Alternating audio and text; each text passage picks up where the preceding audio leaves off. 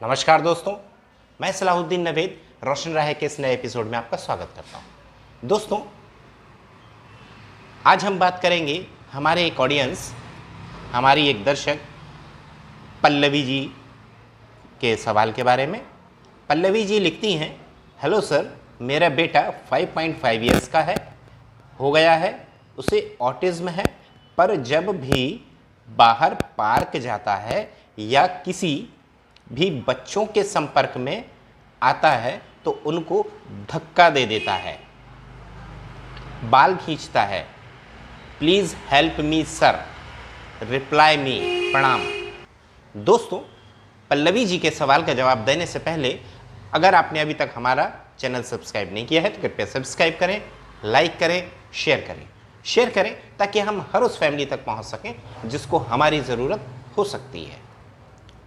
दोस्तों, पल्लवी जी के सवाल का जो हिस्सा है वो हमारे बच्चे के किस क्षेत्र से संबंध रखता है, पहले हमें ये समझना होगा।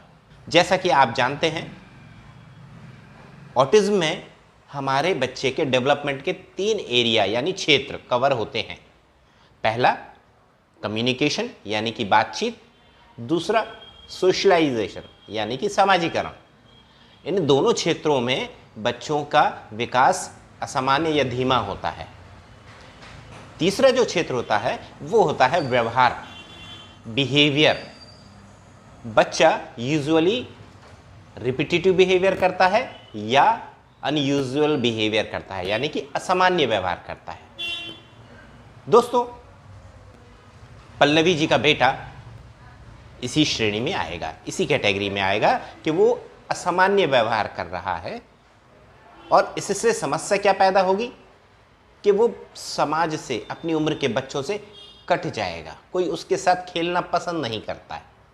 क्यों? क्योंकि वो उसको धक्का दे देगा, बाल खींचेगा। लेकिन वो ऐसा करता क्यों है? तो दोस्तों, यहाँ पर जो पहली गलती है वो ये है कि हमने, जब बच्चे का डेवलपमेंट हो रहा होता है तो उसके डिसऑर्डर के अकॉर्डिंग, उसकी कमी, उसमें जो अक्षमता है उसके अकॉर्डिंग उसको सपोर्ट नहीं दिया होता है। उदाहरण के लिए स्पीच थेरेपी चल रही होती है, ऑक्यूपेशनल थेरेपी चल रही होती है और उससे डेवलपमेंट हो रहा होता है, पर जो डेवलपमेंट हो रहा है, जो विकास हो रहा है, उसका इस्तेमाल कैसे करना है ये भी सिखाना पड़ता है। क्यों? क्योंकि बच्चे का जो नॉर्मल ग्रोथ रेट होता है या डेवलपमेंट का जो स्टेजेस होती हैं वो बच्चा भूल चुका होता है। बच्चे को उसमें दिक्कत आ चुकी होती है, इसलिए वो ट्रैक पर नहीं रहता। अब यहाँ पर हमने ये गलती कर दी कि हमने उसे सपोर्ट नहीं दिया, किसी ने हमें बताया भी नहीं। तो यहाँ पर ये सपोर्ट किसको देना था? यकीनन फैमिली को, यकीनन थेरेपिस्ट को। जब भी कोई थेरेपिस्ट कॉम्प्रिहेंसिव डेवलपमेंट यानी होलिस्टिक डेवलपमेंट को अवॉइड करेगा, अच्छे रिजल्ट्स नहीं मिलेंगे और ये मूलतः होता है, ये बड़ा सामान्य है। जब पेरेंट्स ही अवॉइड करते हैं तो थेरेपिस्ट को क्या पड़ी है वो ध्यान रखने की। क्यों?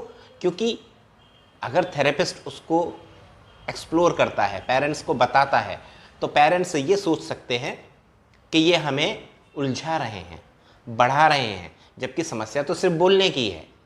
तो कई बार थेरेपिस्ट इसीलिए नहीं बताते हैं कि अगर हमने बता दिया तो ये छोड़कर चले जाएंगे, स्पीच थेरेपी भी नहीं लेंगे। और ये होता है, हमारे साथ भी होता है।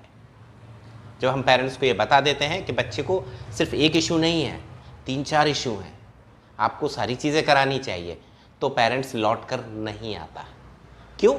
क्योंकि उसे ये लगता है कि यहाँ पे मैल प्रैक्टिस हो रही है और ये शायद वो 2 साल, 5 साल, 10 साल बाद समझ पाएंगे कि उनको सही बताया गया था।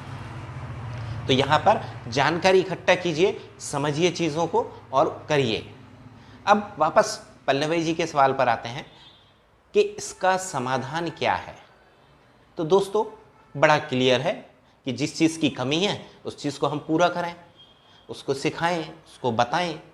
बच्चा ऐसा क्यों कर रहा है, इसके पीछे सीधा सीधा एक कारण है कि बच्चे को नहीं मालूम कि कैसे बिहेव करना है। वो देखकर नहीं सीख पा रहा है, तो हमें उसे सिखाना पड़ेगा। अब कैसे सिखाना है, ये एक लंबी प्रक्रिया है, एक लंबा प्रोसेस है, जिसमें बच्चे की क्षमताओं को देखना पड़ता है, उसके इंटरेस्ट को देखना पड़ता है, उसकी अक्षमताओं को देखना पड़ता है, उसकी कमियों को देखना पड़ता है। वहीं साथ साथ पेरेंट्स और फैमिली का इन्वॉल्वमेंट कितना है, वो कितने डेडिकेटेड हैं। पेरेंट्स होंगे तो डेडिकेटेड होंगे, ये बिल्कुल गलत है। वो कितने डेडिकेटेड हैं, कितने कॉन्सेंट्रेटेड हैं और कितने समर्पित हैं इस चीज़ के लिए कि नहीं, हम बच्चे के लिए कुछ भी कर सकते हैं। उनका अपनी नॉलेज, उनका अपना एटीट्यूड, उसमें बैरियर तो नहीं बन रहा। और जब ये दोनों चीज़ें सामान्य होती हैं, उसके बाद इंटरवेंशन स्टार्ट होता है। आपको बिहेवियर थेरेपिस्ट या रिहैब साइकोलॉजिस्ट या क्लिनिकल साइकोलॉजिस्ट से परामर्श लेकर उनके हिसाब से बिहेवियर थेरेपी प्लान करनी चाहिए।